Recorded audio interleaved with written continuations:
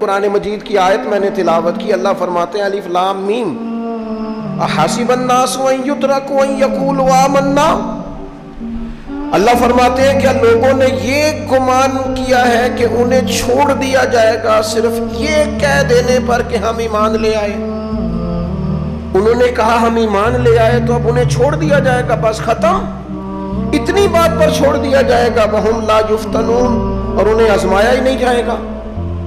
فرمایا ایمان لانے کے بعد صرف ایمان پر ہی تمہیں چھوڑا نہیں جائے گا بلکہ تمہیں آزمایا جائے گا، تمہاری آزمائش ہوگی۔ کس طرح؟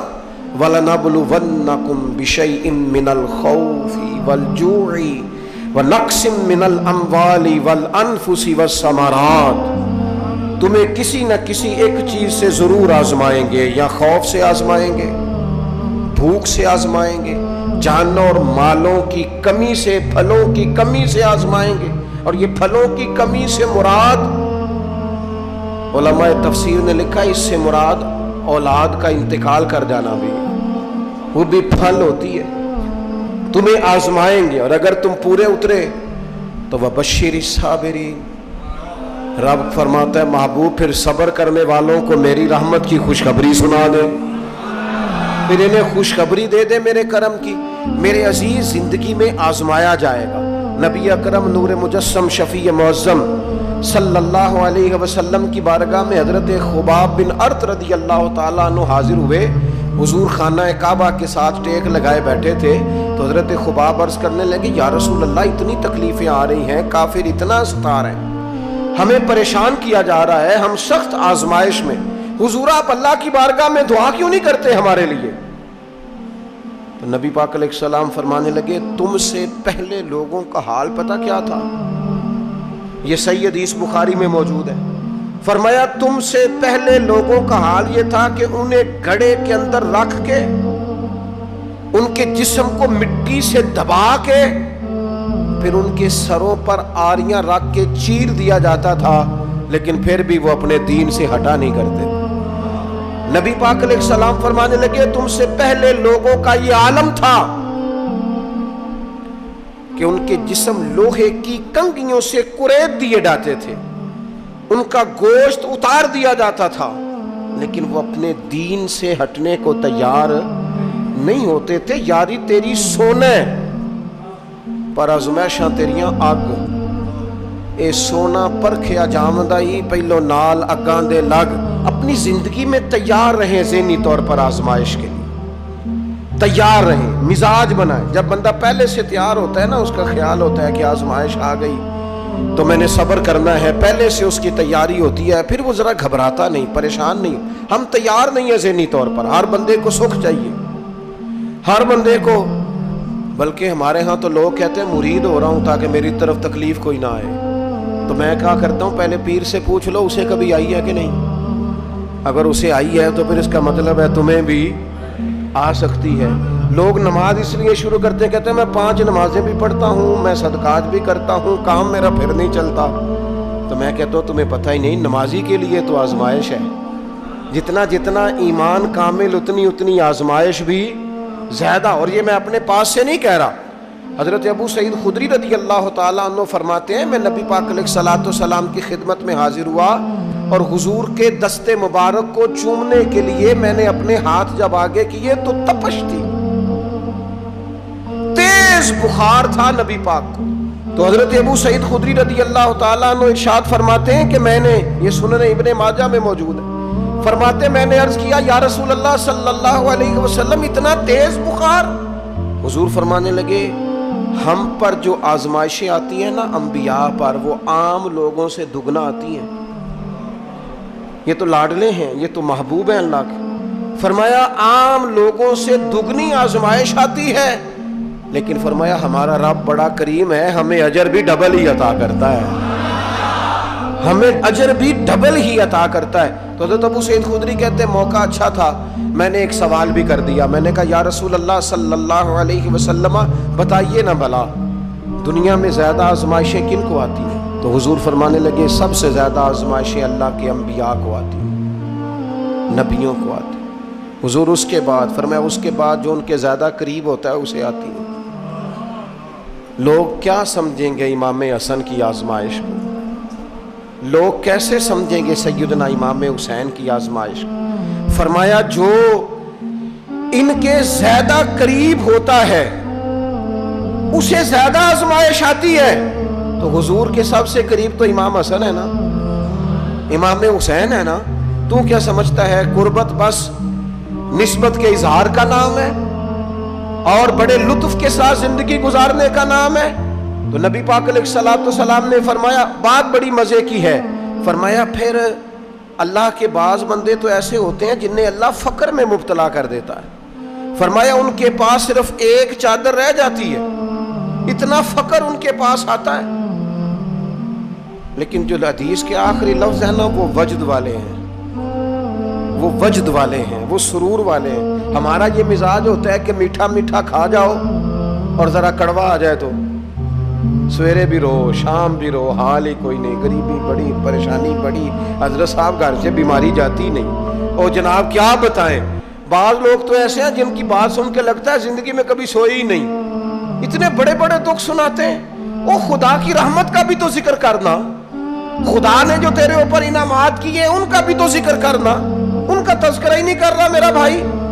نبی پاک علیہ السلام نے فرمایا ان لوگوں پر دکھ آتے ہیں پر قربان ہونے کو جی چاہتا ہے ان لفظوں پر.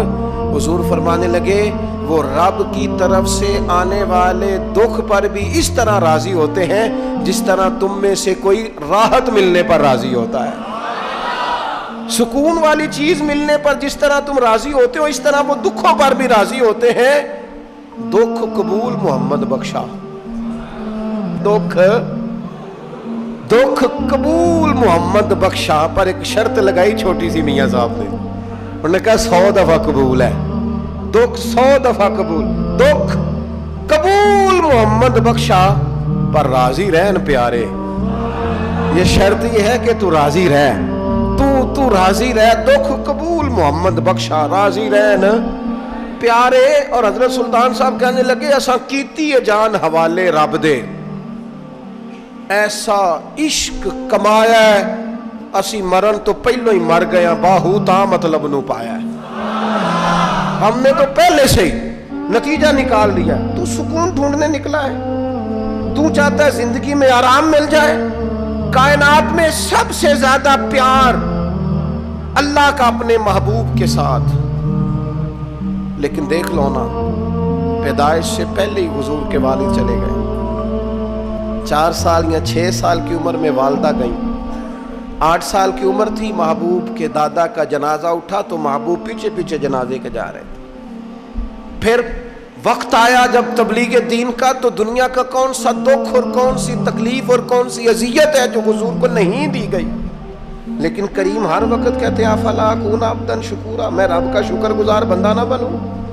ہر مقام پر کبھی بدر کبھی احد اور ہر طرح کی تکلیف، ہر طرح کی تکلیف.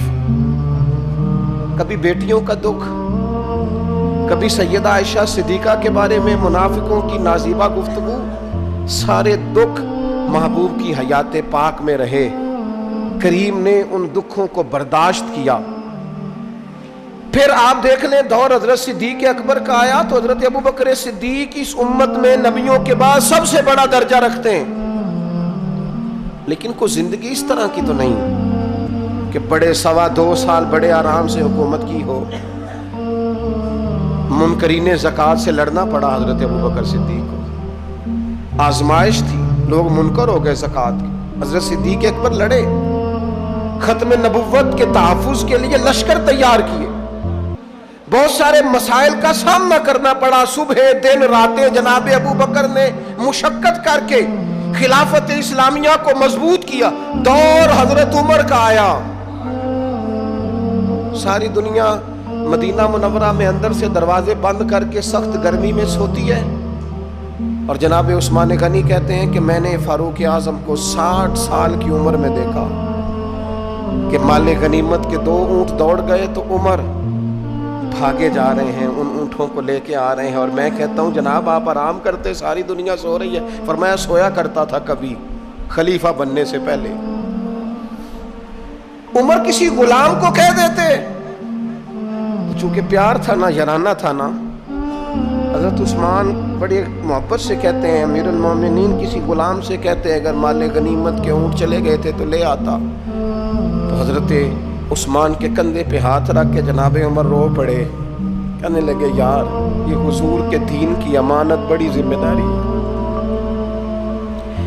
لے او سجنا اسا توڑ نبھائی اسا جان بھی دتی تیرا تیرے. یہ بڑی ڈیوٹی ہے, یہ بڑی ذمہ داری ہے. میں کیسے غلام کو بھیج دیتا؟ مسلمانوں کا مال ہے, جب ڈیوٹی میری ہے تو کیسے کسی کو بھیجتا؟ یہ آزمائش ہے, یہ دکھ ہے. 22-24 لاکھ مربع میل کے حکمران حضرت عثمان غنی, ان کا دور آ گیا. یعنی وہ شخص جس نے چڑھتی جوانی میں بھی نظریں جھکا کے رکھی, اور جس شخص نے اپنا سارا مال دین پر قربان کر دیا, اس کے گھر کا گھیرا تنگ کر لیا گیا. بہت بڑی ذمہ داری حضرت عثمان پر آئی, بڑی. اور جناب عثمان غنی کا حال یہ ہے کہ 40 دن گزر گئے. جس شخص کے اپنے ذاتی مصارف لاکھوں کروڑوں میں لوگوں پر خرچ ہوتے ہیں, 40 دن سے اس نے کھانا نہیں کھایا. اسے ڈھب اور سلیقے سے روٹی پانی نہیں ملا, گھر میں قید ہیں. لوگوں نے کہا عثمان ہمیں اجازت دے دیں ہم لڑیں. کہنے لگے کیسے دے دوں؟ حضور کا مدینہ اور میری وجہ سے خون بہہ جائے, بس میرے اوپر آئی ہے تو میں نبھاؤں گا, یہ ذمہ داری ہے. کہا پھر عثمان خلافت؟ فرمایا یار یہ بھی میری مجبوری ہے. میرے نبی پاک نے فرمایا تھا عثمان اللہ تمہیں قمیض پہنائے گا, لوگ اتارنا چاہیں گے, دیکھنا اتارنا نہ. وہ قمیض نہ اتارنا کیسے چھوڑ دوں؟ حضرت عثمان بھی شہید ہو گئے, جناب عمر بھی شہید ہو گئے. حضرت علی المرتضیٰ شیر خدا, وہ کیا 9-10 سال کی عمر سے حضور کے ساتھ چلے, ہر غزوے میں, ہر میدان میں, ہر جہاد میں, ہر جگہ آگے آگے. ان لوگوں نے دین سے نفع نہیں لیے. حضرت علی المرتضیٰ شیر خدا تو کوفے کی جامع مسجد کے پاس کھڑے ہو کے کہتے تھے میری کوئی بندہ زیرہ خرید لے. امیر المومنین کہہ رہے ہیں میری طامت زیادہ پھٹ گئی ہے, اب تو پیوند لگنے کی جگہ بھی کوئی نہیں بچی, یہ زیادہ پھٹ گئی ہے. اگر مزید پیوند لگ سکتے ہوتے تو میں زیرہ نہ بیچتا. یہ میری زیرہ کوئی خرید لے, کوئی خرید لے زیرہ.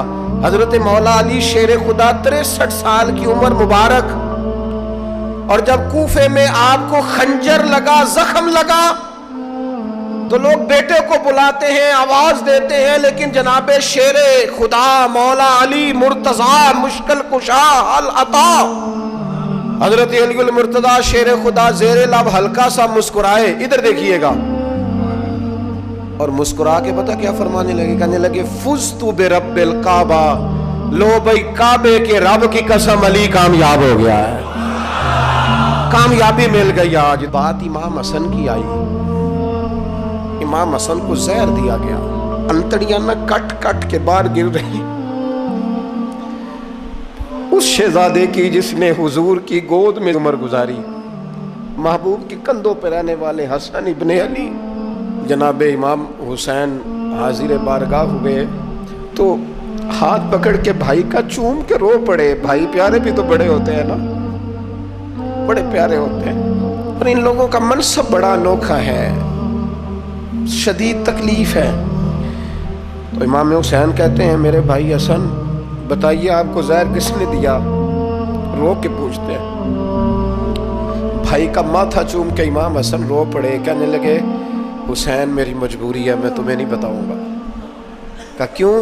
فرمانے لگے اس لیے کہ اگر وہ نہیں جس پر مجھے شک ہے تو پھر کسی بے گناہ کا نام کیسے لے دوں, اور اگر وہی ہے نا جس پر مجھے شک ہے تو پھر میں تمہیں نہیں بتاؤں گا. میرا رب بڑا بہتر انتقام لینے والا ہے, پھر بھی نہیں بتاؤں گا. کیا کروں, کیسے بتا دوں؟ مصطفیٰ کا نواسا ہوں میں, پردے ڈالنے والی ماں کا بیٹا, میں شیر سے زیادہ جگر رکھنے والے علی کا پتر, میں کیسے بات کر دوں؟ بس زخم پہ زخم کھا کے جی, خونے جگر کے گھونٹ پی, اور سجنا آہ نہ کر لبوں کو سی. یہ عشق ہے کوئی دل لگی نہیں. میرے نبی پاک صلی اللہ تعالیٰ علیہ وآلہ وسلم نے ارشاد فرمایا، اللہ تعالیٰ دین میں جو لوگ سخت ہوتے ہیں نا ان پر مشکلیں بھی سخت ڈالتا ہے۔ یہ حدیث پاک آپ کو مسند امام احمد بن حنبل میں ملے گی، ابن ماجہ ترمذی میں ملے گی۔ فرمایا جتنا کوئی دین میں سخت ہوتا ہے اتنی اس کی مشکلات بھی سخت ہوتی ہیں، اور جتنا کوئی نرم ہوتا ہے اتنی اس کی مشکل بھی تھوڑی ہوتی ہے۔ حسین ابن علی بڑے سخت تھے نا دین میں، جواندار تھے نا دین کے معاملے میں، اللہ نے مشکل ڈالی۔ امام علی مقام کی باری آئی، بڑی منت کی حضرت عبداللہ ابن عمر نے، رو کے کہا حسین نہ جاؤ۔ تو امام حسین رضی اللہ تعالیٰ عنہ نے فرمایا نہیں، اب میری ڈیوٹی لگی ہے تو جانا تو میں نے ہے نا، ذمہ داری تو پوری کرنی ہے۔ امام علی مقام رضی اللہ تعالیٰ عنہ نے اس ساری مشقت کو دیکھا۔ گھر چھوڑنا بڑا مشکل کام ہے، گھر چھوڑنا، جہاں انسان رہا ہوتا ہے نا والدین کے ساتھ، جہاں وقت گزارا ہوتا ہے، کبھی بندہ بوڑھا بھی ہو جائے تو خوابیں اپنے پرانے مکان کی آتی ہیں۔ خواب بھی کبھی آئے نا تو وہیں گھومتا انسان اپنے آپ کو پاتا ہے، لیکن امام حسین نے کہا کہ بس اب وقت آیا ہے تو اب یہ چھوڑنا ہے۔ ہم نہ قربانی دیے بغیر پاس ہونا چاہتے ہیں، ہم کوئی مشقت سہے بغیر نمبر لینا چاہتے ہیں، ہم کوئی کام کیے بغیر رتبہ پانا چاہتے ہیں۔ ایسا ہوتا نہیں نا، یہ ممکن نہیں۔ آپ تاریخ پڑھیں نا انبیاء کی، حضرت نوح علیہ السلام نے 950 سال محنت کی ہے، اور میں سورہ ہود دیکھتا ہوں تو میں وہ انداز دیکھتا ہوں جس طرح کفر ان سے بات کرتا تھا۔ بڑی جدوجہد کی حضرت نوح نے، لیکن پتہ ہے دکھ اس سے بڑا کیا دیکھا، اپنا بیٹا ہی کافر ہو گیا۔ مالک امتحان ڈالتا ہے تو بڑے بڑے، اور حضرت نوح نے اپنے بیٹے کو ڈوبتے دیکھا، کہا مالک میرا بیٹا، فرمایا نہیں یہ تیرا ہے ہی نہیں، تیرے طریقے پر نہیں تو تیرا کیسے ہوگا؟ کسی کی نسل کہلانے کے لیے تو اس کے عقیدے پر ہونا ضروری ہے، تیرا نہیں۔ حضرت نوح نے مشقت دیکھی، واتخذ اللہ ابراہیم خلیلا، ابراہیم اللہ کے پیارے ہیں نا، لیکن زندگی پوری پڑھ کے دیکھ لو، ساری کی ساری مشقت مصائب سے بھری ہوئی، آزمائشوں سے لدی ہوئی۔ کبھی انہیں قوم آگ میں ڈالتی ہے، اور کبھی 86 سال عمر ہو گئی تو اولاد کوئی نہیں، اور دعا مانگ کے رب بیٹا وہ دیتا ہے جس کی پیشانی میں نور محمدی چمکتا ہے۔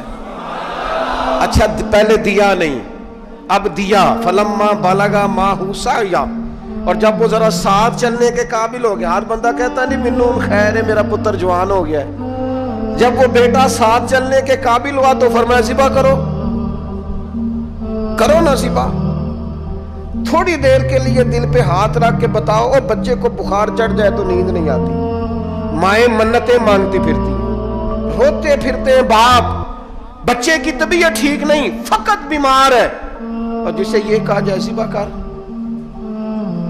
جناب ابراہیم تیار ہو گئے اور بیٹے کو ذبح کر دیا، چھری چلا دی۔ وہ تو مالک نے کہا کہ ابراہیم تم پر سلام ہو، تم نے اپنا خواب سچ کر دکھایا ہے۔ ساری زندگی دیکھیں نا آپ آزمائشوں سے بھری۔ ادھر آ جائے نا، جناب ایوب ہیں، کتنے بیمار ہو گئے، کتنے بیمار ہو گئے، 12 سال گزر گئے طبیعت خراب کو، 8 دن کے بخار میں لوگوں کے شکوے، 12 سال بیت گئے تو قبول محمد بخشا۔ بس عرض اتنی ہے کہ راضی رہن پیارے۔ آپ دیکھیں نا جناب یعقوب پیارے ہیں نا اللہ کے، لیکن آدھی زندگی روتے گزر گئی بیٹے کی یاد۔ جناب یوسف پیارے ہیں نا، سونا بنا کے نا، اور باپ کا لاڈلا بنا کے نا، محبت پوری کرا کے، پیار پورا۔ یا بنی لا تقصص رؤیاک علی اخوتک فیکیدوا لک کیدا ان الشیطان للانسان عدو مبین۔ او میرے بیٹے بھائیوں سے بات نہ کرنا ورنہ وہ کچھ چال چلیں گے، شیطان آدمی کا کھلا دشمن ہے۔ اتنا دنیا میں پیارا بچہ اور اس وقت کوئی نہیں تھا جتنے جناب یوسف ہیں، پر یوسف کبھی بھائیوں کی مار کھائے، کبھی کنویں میں جائیں۔ کریم کا کرم ہے نا، کنویں میں پھینکے تو بچا لے، لیکن وہاں سے نکلے تو پھر وہ بکے، پھر کبھی یہاں بکے، کبھی مصر کے بازار میں بکے۔ او یار تو غور تو کر، وہی جناب یوسف اللہ کے پیغمبر پھر جیل جائے، ساری تکلیفیں سہ کے فرمایا لو یوسف اب میں تمہیں مصر کا بادشاہ بناتا ہوں۔ آپ جس کی بھی تاریخ ٹٹول کے لائیں گے نا وہ آزمائشوں والی والا، نہ بولو وَلْنَكُمْ بِشَيْءٍ مِّنَ الْخَوْفِ، ہم ضرور تمہیں آزمائیں گے۔ امام حسین کی باری آئی، وطن چھوڑنا ہے حسین کو۔ امام علی مقام نے کہا کہ ہجرت کی تھی نا، حضور نے بھی وطن چھوڑا تھا۔ دور کھڑے ہیں نانا تیرے کرم کے خزینے کی خیر ہو، میں جا رہا ہوں تیرے مدینے کی خیر ہو۔